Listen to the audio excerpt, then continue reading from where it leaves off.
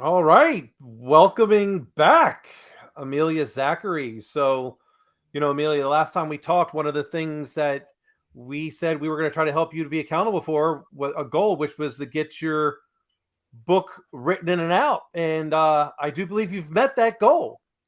I have, and it's been published with it, which has been really surreal for me. And I'm excited to be here again to chat with you guys about the book, about my journey, and whatever else you'll ask me about. Well, we never know what's really going to be asked. Things could just go off on a tangent, But congratulations on the book. What's the title of the book for everyone? The title is Enough: A Memoir of Mistakes, Mania, and Motherhood. I think that goes well from when we spoke last. Uh, so, in writing this, what was the most challenging part for you? The most challenging part was, let's see, a lot. Well, all of it was challenging because I was not a trained writer, and I didn't go to school for this or anything, and it's all purely driven by um my want to raise my voice, to share my voice, and to put my experiences on paper. And I guess the challenging part was with publishing the book, with realizing that I was going to publish the book and I wasn't just writing a journal, was that I was processing my experiences for readers.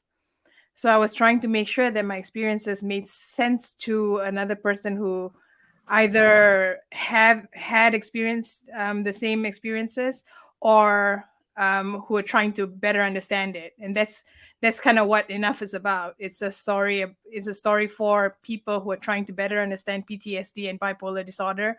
And I try to make sure that, I try to make sure that the experiences were properly processed on the paper. Very, very nice. Sorry about that. Let's pause for a second. Being at Okay. my dad's, I couldn't turn off his phone. Everyone's calling right now to check on him, so we'll start it back up in a second. Okay. We can do that part again if you wanted to. Well, the good part is I'll be able to, since they how they do the recording, I'll be able to take my part out so I can get rid of that. So we'll be fine. Okay. All right, so we'll go for one, two. Okay. Well, that's interesting, Amelia. We had to, for those who don't know, I had a little bit of a pause. I'm at my father's recording today. He hasn't been doing too well, so a little bit interesting. See how things wind up going. I would imagine as you now. Well, I'll go back for a moment. Now, I don't recall, but is English your first language? Yes and no.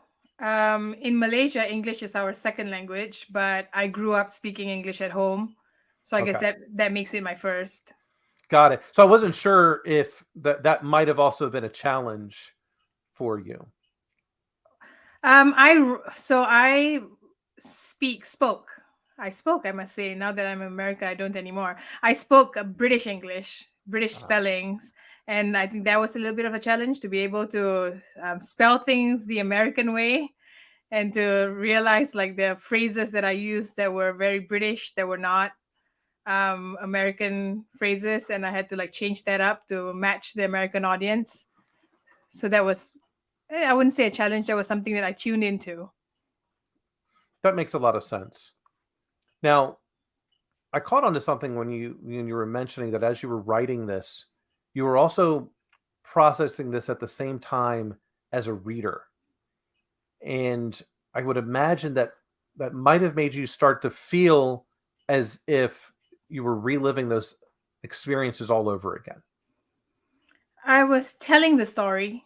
So in telling the story, I was reliving these experiences, obviously, and my writing has been called unflinching, honest, courageous, raw. But I think what I resonate best with is raw. I felt the need to, or maybe that's the kind of writer I am. I write in very raw experiences in order to like kind of um, readers in to experience what I was experiencing on the in the book, and to be able to feel those things and do those things. And I think in that, writing emotionally, I think it was one of those things that was heavy on me. Yeah, I can imagine that would be the case. Um, you know, with I don't know how many of my listeners right now would have seen the previous episode. So, can you give us a little? Because I want them to go and buy your book. Hopefully, they'll go do that. Hopefully, you get 1 million copies, sold overnight. But until then, tell us a little bit about what's in the book.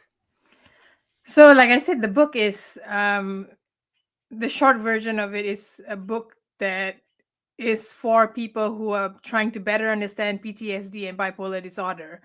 And it is much more than that, I think, because it is a book of hope, a book of faith in the unknown, the uncertainties that lies ahead of us, and the resilience it takes to get there, to live a life that you imagine for yourself. And that's in a nutshell, I think, what the book is about. I wrote this book because I am a survivor of sexual assault, and I live with bipolar disorder type 2. And I think these are experiences that are not spoken of enough in our in society. I think we just don't pay enough attention to these issues, and I felt the need to share my experiences so people can be more aware and we can normalize mental health. Well, I think that's extremely important. One, from what I understand about bipolarism, and you know, one admitting that you have it is probably already challenging enough. But what I understand about it, and please correct me if I'm wrong, is that many people who suffer from bipolarism don't know that they suffer from it and are typically unwilling to seek treatment because they don't believe anything is wrong. Absolutely, that was my experience. I think we don't talk about it enough. I see more of it on TV. I hear about it on podcasts. I read more about it now. I think more people are coming up and like sharing their stories and sharing their experiences, and I think that's valuable and incredibly important. But I think we're not at a point where we are aware yet. And so, like, accepting the fact that I had bipolar disorder. I was diagnosed 12 years ago. So when I was diagnosed, there was not much conversation around mental health.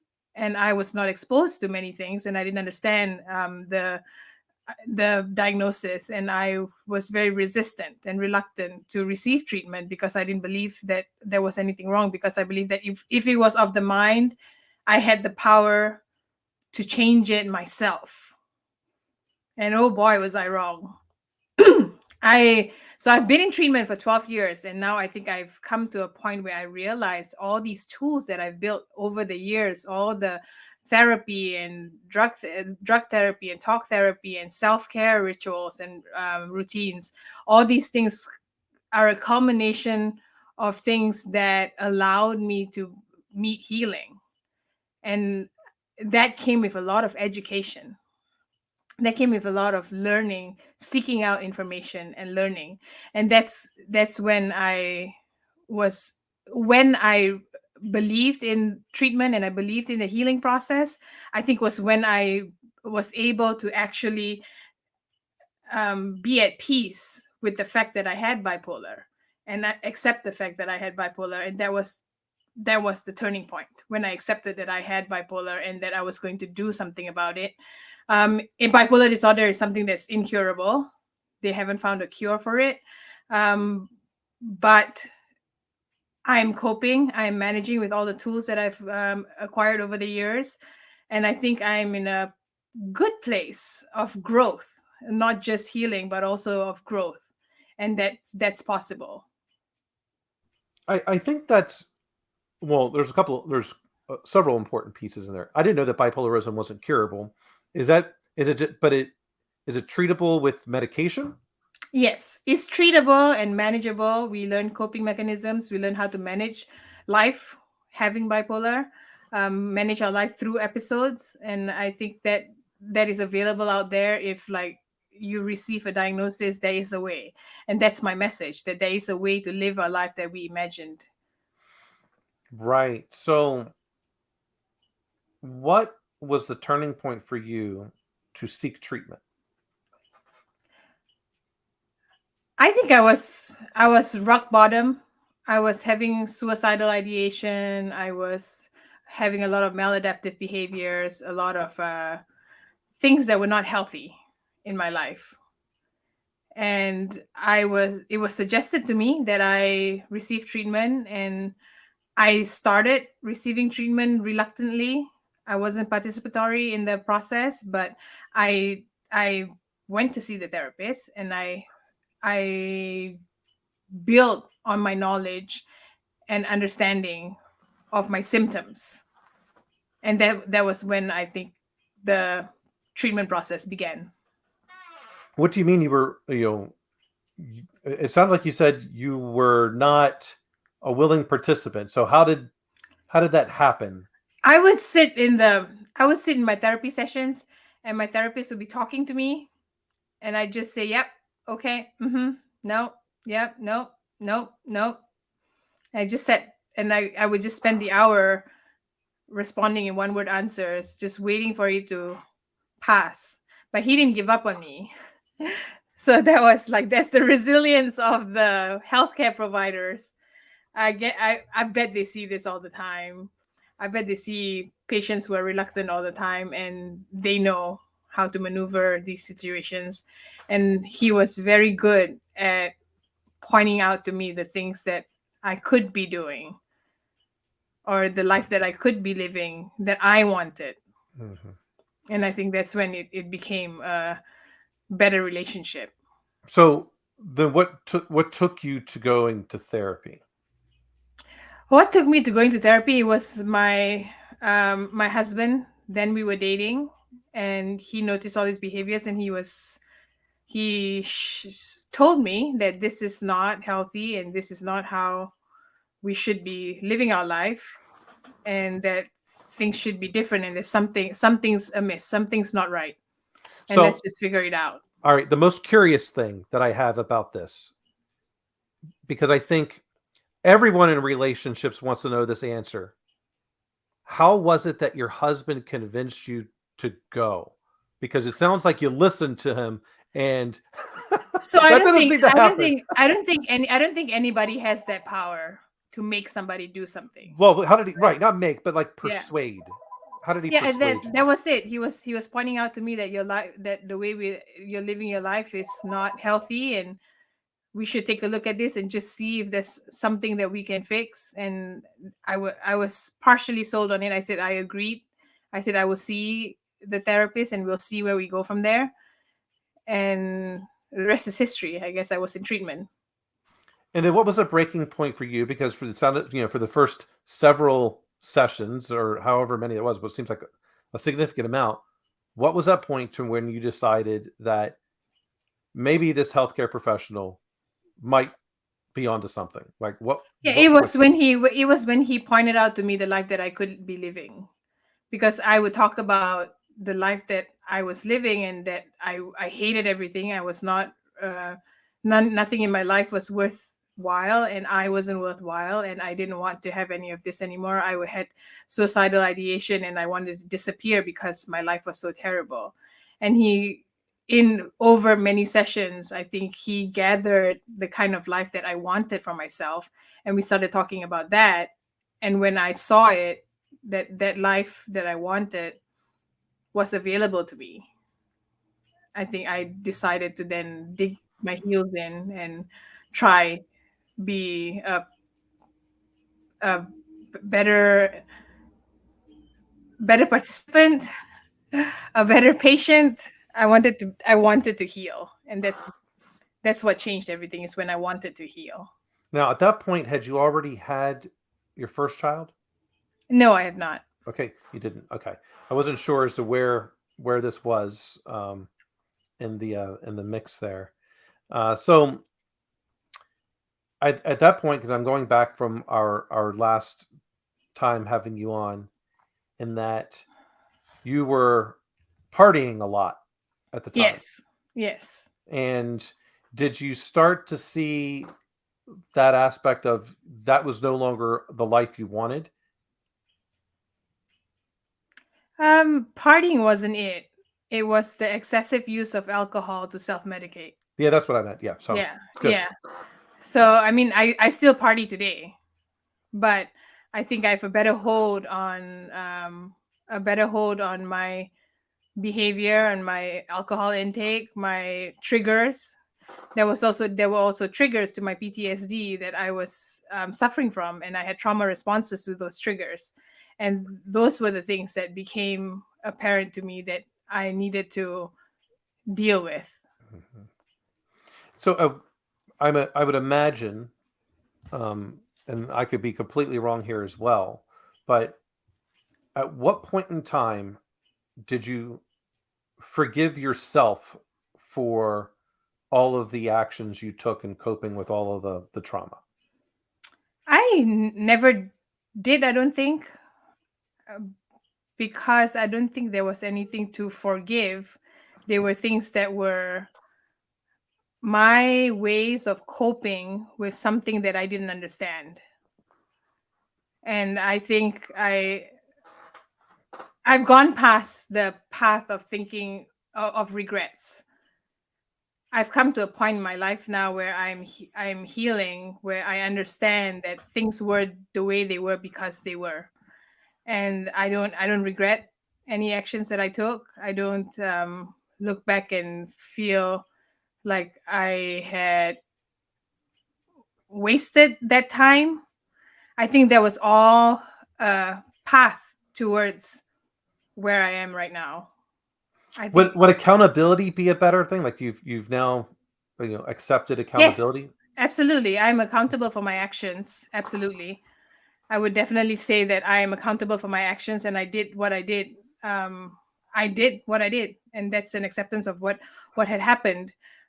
But like I said, like I don't feel the need to forgive myself for something that I was coping with. Do you think that the healing also started?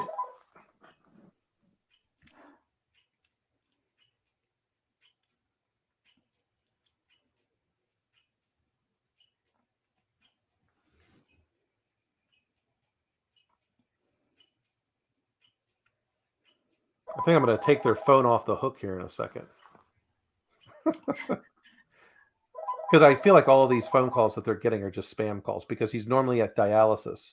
So,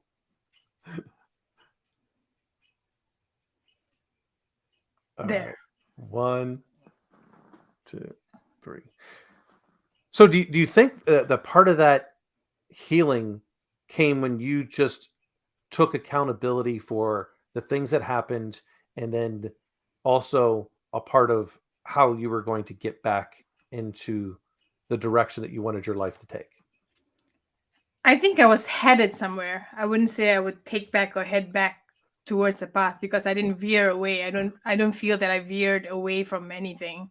I think it was the path that I was taking moving forward, and these things happened. They were kind of like milestones. I didn't say milestones, stepping stones. That's the word. They are all stepping stones towards where I was headed. And so accountability is a part of my healing, but it's not its entirety. I think a lot of it is the acceptance of life being the way that it is, and my steps that I've taken leading me to where I am. And I now view life with a sense of adventure, of where I'm headed next. I'm not going to look back and say that I regretted this conversation we're having today, or I'm not going to I'm going this accountability is an ongoing thing. I will be accountable for my actions. This is something I teach my children too. We are always accountable for our actions, but at the same time I think it's more of the acceptance of and faith in the unknown, the uncertainties that life brings, that I will be able to handle them because I have prepared myself, and that I'm more open now to receiving, and receiving life's hurdles, life's gifts, life's blessings, and all of those are just a part of life. And that's what I believe now at this point in time. I think that's really, really healthy because part of like what resonates with me with when you're talking about this gets into as you're accountable, no matter what you did, don't regret because there is something that you did well. And no matter what it is, there's a piece that you always did well. There's a piece that you did poorly, and then whatever you did poorly, you can define corrective actions to get yourself back on the right path, make amends, whatever it is you have to do. But there's always those three things in everything. No matter if you if you felt like this was a great moment, there was still something in there that didn't go great. And so you shouldn't, like, no matter which side of the coin it seems to flip on, positive or negative, I like to look at that other side and go, well, there was something positive here, and there was something negative, and I want to keep closing those negative moments, so that way in the future, those negative pieces of my consequences to my actions can be easier and easier to get back on the right track, or not to do them again. I think I have this thing that my friends and I say all the time. We say there are no wrong cards. So there are no right or wrong things that happen in our life. They just are. They are part of our life and we have to live it. We have to go through it. And that's just the way it is. But if we accept that we are in this place of balance where some things that are perceived as bad or perceived as good, like, because those are very subjective terms, like what's good and what's bad, right? It's depend, and our interpretations of those situations are really a reflection of our self-belief and what our perspectives on life is at that point in time too, because that perspective changes over time and experience, right? So just being able to accept life as is, I think that's what's helped me. I no longer count my I no longer, how do I explain this? I no longer count things as like this good thing happened or this bad thing happened or this, I don't believe in living a life in positivity. I believe in living a life of balance. What do you mean by life of balance? I think I'm good in like things that are difficult, that are hard, things that are heavy, things that are sorrowful. They're just part of life, and like being able to tread that and know that that life is an array of things that are different. Being able to be accepting of all these things happening, I think we stay in balance. We don't fall too deep into sorrow. And when you, let's just say something bad happens, something sad or something terrible happens, if you fall onto the side of um um what's the word for it, you fall into deeply feeling those feelings and staying there, you are missing out on the other experiences in life. There's no balance. You're deep in there. Also, if you are too much into the happy stuff or or things that you perceive to be good, and it feels good all the time, then when something bad happens, it becomes very difficult to reconcile that feeling. But just being in balance in the middle, accepting that there are all these things that are happening around us, within us, I think, am I making sense? I think like being able to be in that balance, I think accepting that things are the way they are. And I'm not saying don't enjoy things that are happy that are happening, and don't be sad for things that are not happening. But I think that this perspective of that they are just a part of life and that's how life goes, allows us to be able to deal with the joys and disappointments just the same. Yeah, where I was going with it, which is I'm glad that you kind of went deeper, because one of my sayings that are a pet peeve that I absolutely cannot stand is when people say, "Well, I want better work-life balance," and I'm like, "Well, what do you mean by that?" Because everything eventually, works out one way or the other. But like I like to look at, like, when people say work life and get into that aspect of, like, it's yin yang, right? If my work life takes over too much, then my personal life suffers because I'm at the extremes. So I don't want to stay at the extremes for too long because then something else is going to suffer. So I like to get to that center point, which is kind of what you were explaining in terms of balance. Like, don't fall too much into the trap of positivity. Don't fall too much in the trap of being negative, because those moments happen. And let's get back to, for me, that center line, for you, the balance. But when other people, their interpretation of work-life balance is, well, I just want to work, and they'll say I work to live instead of live to work, which is perfectly fine. But I just go, well, that work-life balance. I go, well, what do you mean? It just, because a lot of them just can't explain it, and it kind of irks me a little bit. I think a lot of times people just want to work less and like have more time outside of life, right? And Yeah. yeah, and they can focus a lot on that fact that lack lack of something. I lack the enjoyment in working, and I focus on like how upset I am about how much I'm working, and then I think you don't see the other side of things. Absolutely. And this is why I believe many people fail to realize their purpose. And when you are doing work of any type that's fulfilling a purpose, it doesn't feel like work. And so you're getting enjoyment and satisfaction out of the fruits of that labor. And if you're not, then you're doing the wrong thing, because we spend an overwhelming majority of our time working. So if that time that you're spending is contributing to many negative factors in your life, you probably need to change that. It's not worth it, Definitely. because I wish I could work less. I can't. I'm picking back up. You're the first guest going into what I'm calling season 3, because I was trying to figure out some formatting, work on a studio. I was taking on a lot.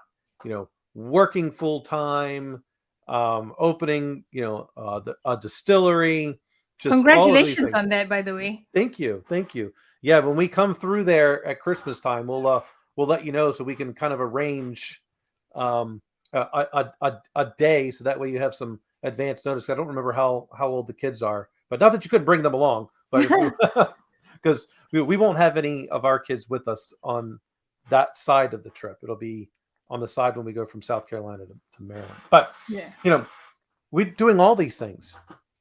It's hard. It's challenging. It's rewarding. it is. And that's the most important thing. Um, so that's why I kind of imagine all these struggles you've gone through. But the purpose, at least from the outside looking in, is you're getting a message out, and if it only helps one person, then it was worth it. Because maybe Yeah. that person might be able to go help 2 or 3 other people. I have this quote. I'm sure I'm gonna say it wrong, but it's by Andre Malraux, where he says, "I did not walk through hell to come out with empty hands." And so I believe that in my work, I am sharing a piece of me to hold another person's hand, to hold someone's hand and say, "You're not alone. We're in this together." And the more we talk about it, the closer we get to change. Absolutely. And it goes very much in lines with standing on the shoulders of giants.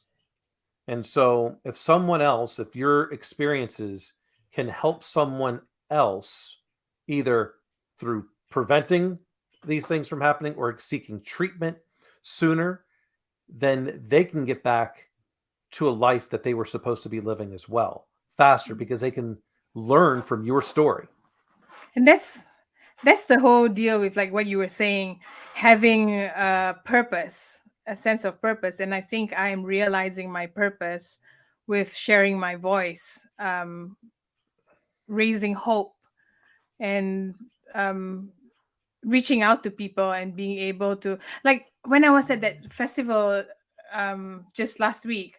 I was at the Southern Festival of Books, and I got to sit at a booth and watch people go by, and people came in. Some people had scanned my banner and read about my book and came to meet me and said that I really need this book. And then I would ask them like why did they buy the book, because I signed the book and I marked the page. I marked the page for them to read in the book based on why they said they were reading the book. And there were, I cannot tell you how many people who actually told me that they were sexual assault survivors, that they were excited to read a story that resonated with them and about survival and thriving in life. I met people who said that their parent had bipolar, or their sister had bipolar, or they had bipolar, and we got to hug and like talk about it for a moment while we were there. And that feeling of connection, I think, is what I'm most fulfilled by. That connection of like being able to provide something to somebody, a sense of hope to someone else. I think that must be part of my purpose. Yeah, it is very challenging. One of my last guests in the last season, Dr. Cynthia Sutherland, she went through the same doctorate program I went to, and she wrote a book called um, I hope I get the name right, Letters to My Brown Girls, because she was sexually abused as a child. And so what she did was start to essentially write this book in a manner that it was at this age this happened, and she was writing a letter to herself at that age. It was a very interesting way of writing it. It was very touching. Um, and the sad part, which hopefully I'll be able to figure this way out, but Google doesn't let me do normal promotion for things that have that are like this, that had to deal with um, sex crimes, mental health issues. So I got to find a different way around it, because they don't allow you to promote it. They don't like I that's interesting. Yeah, I mean, not through their ad network. So like if I try to promote Yeah. they reject it. So it has to wind up happening from like word of mouth, or uh, people looking for algorithms, or they're looking for that particular hashtag, then it'll pop up. But they don't Yeah. let you promote it. But I found a couple of ways around. Awesome. There's always a loophole. There's always a loophole. But it's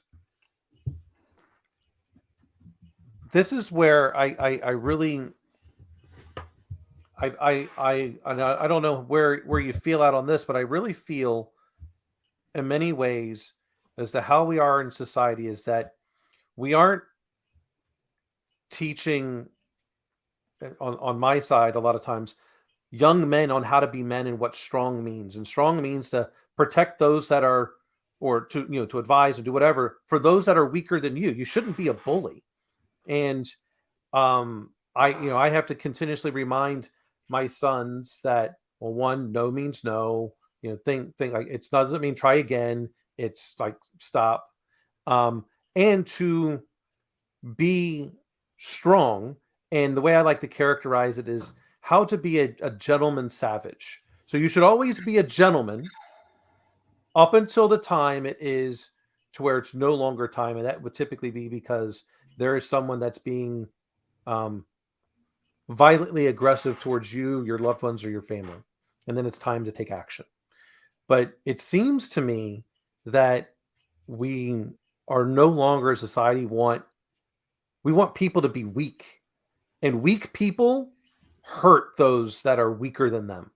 At least that's been my experience. They try to tear you down. They don't like that you are being successful. They are very jealous of everyone else. They want to work less and get paid more for that working less. But I don't know, how does that resonate with you? How's your experiences been with that? With the toxicity, you mean? Yeah. I've been blessed. I've been very blessed that I don't know if I've been blessed by not experiencing it, or maybe that I am just ambivalent when it comes to people's responses to my work or my self, because I'd like to think that I am self assured. I would like to think that I'm in a place of confidence, a place of knowing my worth and knowing myself. And um, I haven't experienced anyone trying to tear me down, or if they're doing it, I don't know, I don't notice, or don't care to notice, I think. because we have only so much energy, and that energy is so precious. Like I have chosen to direct my energy into spaces that bring me peace and bring me growth. And I think I don't pay too much attention to any thing else. But like I would say, and like I said, like I haven't noticed it as of now. I think it's extremely healthy because there's always at some point in time someone's going to try to tear any of us down, and I just none of it bothers me. I just go say what you could say whatever you want about me, doesn't matter. I, I can say that I'm raising my children that way, right? I am raising my children to be strong women.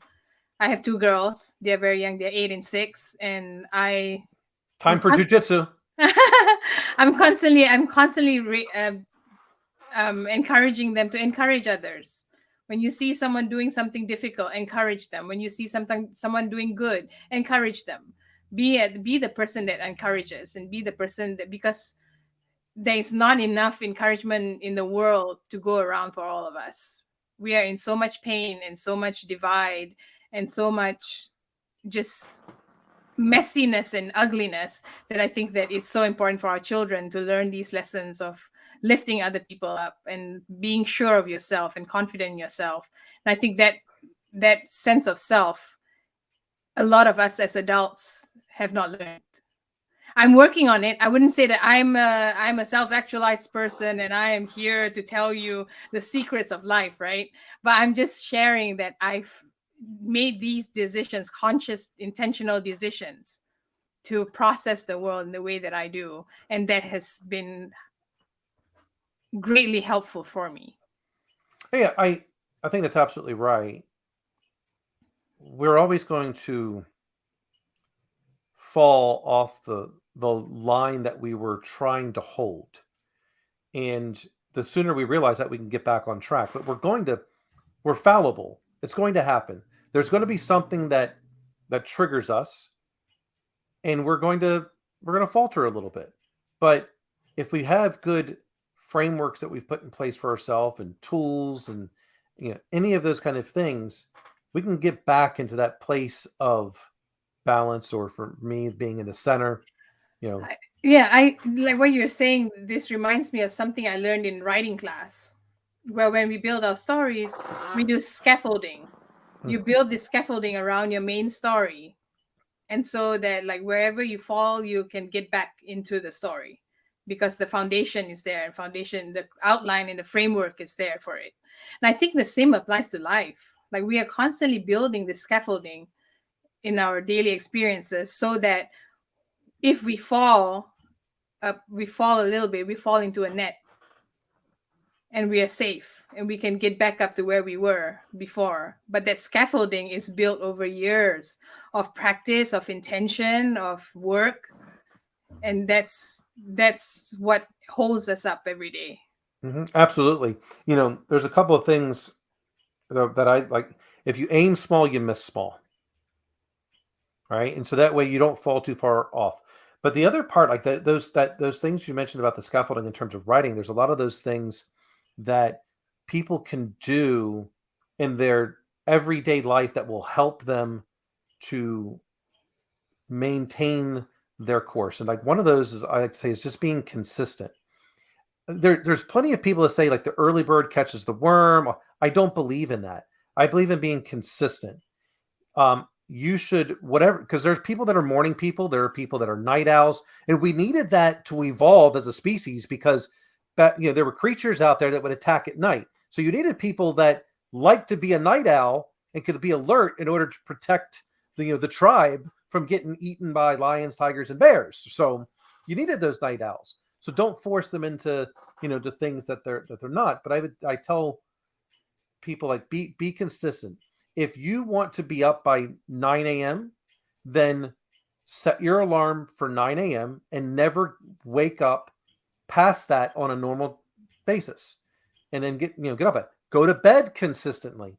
So if you're someone that likes to if you're going to be the person that wakes up at 9, well, then you could go to bed later, but don't for too many times go past those things. So for me, I prefer being up early.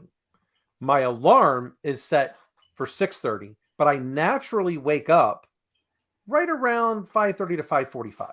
That's kind of where I don't set an alarm for that unless I have to catch a flight. That's really the only time. But because I feel like it adds to people's um neurotic behaviors if you're being woken up with this loud noise. Like why would anyone want to do that? That just feels you're gonna have someone's gonna give. I'm sure people have gotten heart attacks from their alarm clocks. So I I think think there's something to be said there about structure. yeah. Some people thrive on structure, and you seem to be one of those people. I think there's also this. I'm on the other side where I'm not on the other side. I'm in the middle. I'm in the middle.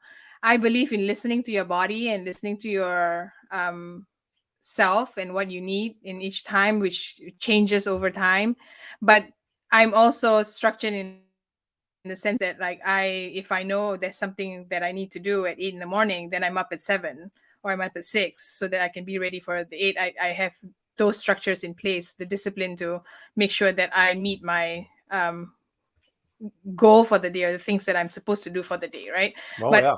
also there's something to be said to, I think, listening to your own needs and what it is that you need. And sometimes I need more sleep, or sometimes I need less sleep, or whatever it is that you need. I think listening to that and being able to act, but consistency is key in the way you take care of yourself. Right. And I think that the key point there is what you mentioned that is when I deviate from my structure, it's intentional, Yes. right? I knew I was going to do it. I made that because there are times, hey, I'm not feeling well. That means I need more rest. So I take it. But I make it intentional. Like if I know, especially if I've been traveling a lot, I'm not. I don't really sleep very well on a plane. So, and even I don't know that anyone really does sleep well on a plane unless they're in Mhm. first class and they can get it all the way back and it's like a bed. But then I know, okay, I'm just turning off my alarm altogether the next day, and I'll wake up whenever I wake up. Yeah. But it was intentional because I know I just spent X amount of hours traveling. My body needs to recover, and so I do it. I think that, like, in my experience with healing too, coming back to my story, um, the pure intentional way of life, mindfulness, practicing mindfulness in my everyday, um, my everyday life, I think has been something that has been essential to my healing. To be able to know to I woke up. Let's just say that when I decided that I was going to heal and I was going to receive treatment and I was going to go into healing, everything I did was intentional. It started with the bipolar treatment. So when I was being treated for bipolar at first, I had to do a lot of journaling. At 8 o'clock, this is what I felt, this is what I was doing, this is what I did. At 9 o'clock, this is what happened, and this is how I felt, this is what I noticed. And I had to do this journaling. I had to record all the things I was doing. I was eating, I was sleep, how much I was sleeping, and doing all these things. But then that kind of put me into the practice of intention. Every time I was doing something, I was thinking about it. What am I doing? What are the benefits of this action? What are the consequences of this action? Now, do I want to do it or not? And then, like, then it stretched even more when I addressed all the immediate symptoms and consequences. I think I grew a little bit more. I was allowed a little bit more freedom with my life. I was able to identify the things that were important in my life. I was able to identify the things that brought me joy in my life. And then I was intentional about investing my time and energy into those things. And on it went to where I am today. I'm able to manage a lot more things. My children, my relationship with my children, my relationship with my husband, my relationship with my friends, my relationship with my family. I'm able to be more in, because I am more intentional in everything that I do. I'm able to enjoy those relationships a lot more. I'm more in tuned into those relationships. I'm just using relationships as an example, but this extends to all of my life. But I think, like, having that intentional way of thinking and doing allows for a greater enjoyment of life. I agree. I wish I could disagree to make this a little bit more argumentative, but It's it's absolutely true. Being there's a lot more, and I feel like you can be a lot more fulfilled. Absolutely. There's so many different, like, I tend to subscribe a lot to life is a struggle, and it's not all puppy dog tails and rainbows. It's a struggle, and that way, when I enjoy it being a struggle, just like with practicing martial arts, or anything athletics, bodybuilding, staying fit. Your body has to struggle in order to be able to reach that next level, and so too does your mind. And so that sense of achievement after the struggle is what I relish in. I love that feeling. And then when I go to take that vacation and I take that break, I can enjoy that vacation and break. Whereas if I lived on a beautiful tropical island sipping cocktails all day long on the beach, well, I don't feel like that's paradise. I feel like eventually that's going to go, no, that's just normal everyday life. I would no longer have a paradise. Um, so I'd like to be in that, intentionally in that moment. I think it helps with many things in life. So we were talking about this, like being intentional and like living life and feeling fulfilled and enjoying life, right? I wanted to also make known that my journey in healing was not a linear path. It didn't just go one way and like that's where it went all the way. It did not. But being intentional stuck with me throughout my journey. And I think before there was a point that I came to. There's a point that I came to that which is only very recent. Very recently, I came to a point in my life where I am able to enjoy. I'm glad that I'm here because I'm doing such a big thing. And I'm glad that I'm in a place to enjoy it, to receive it, and to actually feel it in its entirety. I was not able to do that before I came to this point. I think before that, I was healing for many years. I've been in treatment for 12 years. I know that's not very long for some people, but that's also very long for some people. For me, it's been very long. And somewhere around, I think like from the first year to maybe the 10th year, I was just surviving. I was not surviving. I wasn't surviving. I was doing more than surviving, but I was managing. I was managing with the episodes. I was managing with my illness, and I was trying to live my everyday life. But I think I hit a point where I was seeing healing. I suddenly accepted and like had this realization dawn on me that hey, like I'm okay.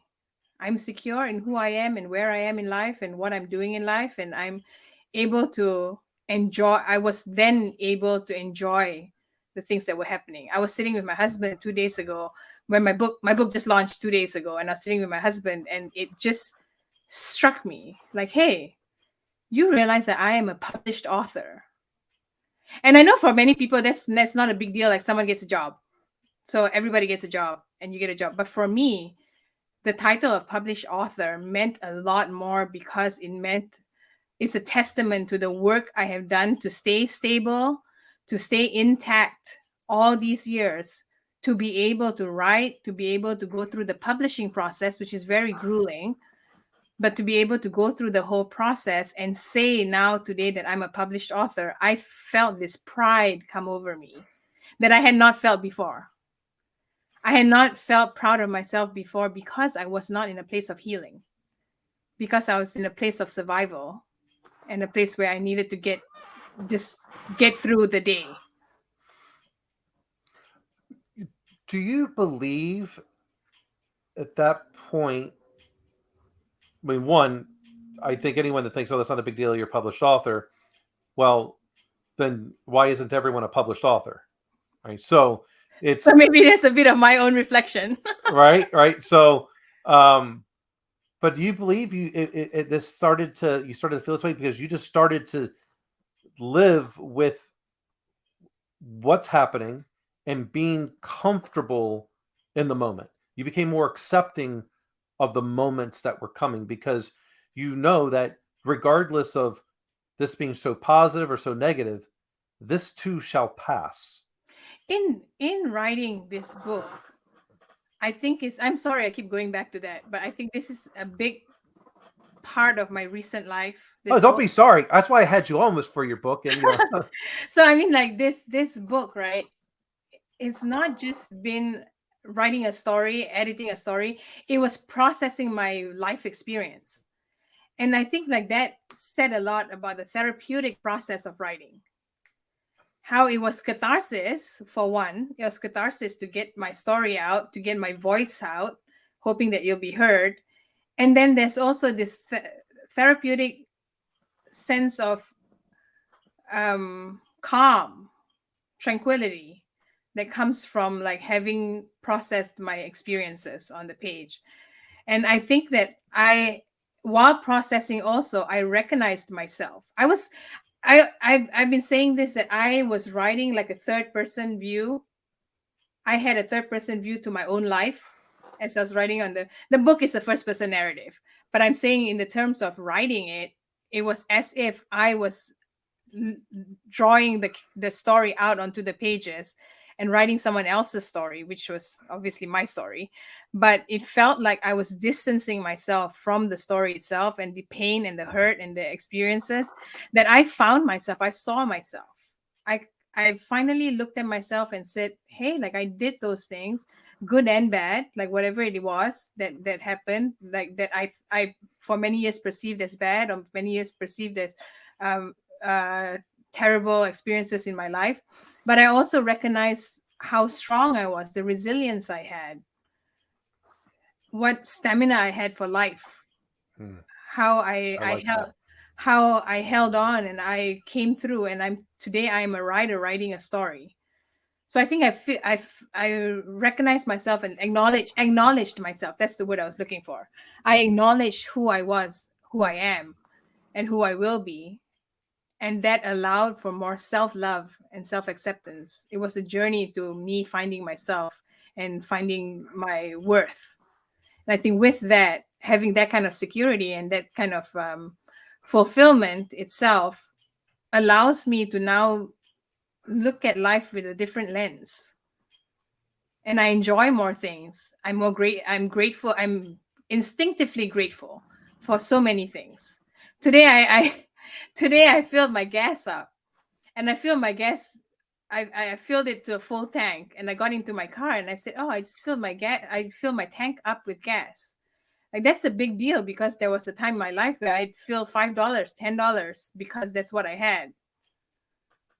And like I'm grateful for this life that I have now, that I can just fill up the tank of my car. And that's just an example. There might be a little No, I privilege. think I think It's a that's a great. privileged example. I acknowledge that it might be a privileged example, but I'm just saying that the little things that happen in life now, I am intuitively grateful for. Well, I think it's okay that it sounds privileged, but there's the thing, part of that. It was earned. You now have that privilege, and you're taking that privilege and giving back and hoping that many people will learn from your experiences. So you're not just taking it and forgetting about everything that's that you kind of left behind. You're using that to try to help many others with what you have achieved. That's a huge difference. I then just I think then people, like, I know many people, they get a little bit of success, and then they don't do anything to help others. And I just I'm kind I'm I'm grateful for the opportunity that presented itself to me in like this book. I'm I'm humbled that it will help, that it serves to help. At least it my book serves to help others. Whether it will or not, it's left to be said. I think that I will leave to the readers. But I'm grateful for the opportunity to be able to be in that space of healing for others. Yeah, absolutely. So I know you had a stop. So now that you've already done this book, But I want to know what's next. What's your next goal? My next goal is to spend more time with my family that I've lost in this past couple of years. Yeah, I'm but that's kidding. an easily achievable goal. Yeah, I'm kidding. I'm kidding. So I am currently working on the second book, and Awesome. hopefully, in the same energy and light and hope that it helps other people. I won't talk about what it is yet because I might change my mind and write a completely different book. But I can say that the spirit of which I write is still the same, where I want to touch other people in their hearts and be able to share something that's from mine. I think that's great. So how can people find you? Well, you can go to ameliazachry.com. I think you put that in the show notes. Yep, I will. Yes, because the spelling of my last name is a little different. It's Zachry. So ameliazachry.com. That is kind of the landing site where you can get all information of all where I have published, of what the book is about, to buy a signed copy on my website. Also, wherever else booksellers that you can get it from, you can get it from Amazon, bookshop.org, indie books. I can't think of all of them now, but basically everywhere books are sold, it's available. Perfect. And follow me on Facebook and Instagram. I am at Brown Girl Crazy World. Very good. Very good. Well, Amelia, I really appreciate you coming on. This has been a long time coming. Hopefully we'll get you back on again and talk about some other crazy things that are going on in the world. Be great to hear your voice. And if there's anything, of course, I can ever do to help with your success, please don't hesitate to contact. It has been a pleasure, Dan. Thank you so much. And I hope everyone got a little something, love and light to all of you. I'm sure they did. If they didn't, they weren't listening. All right, everyone, take care.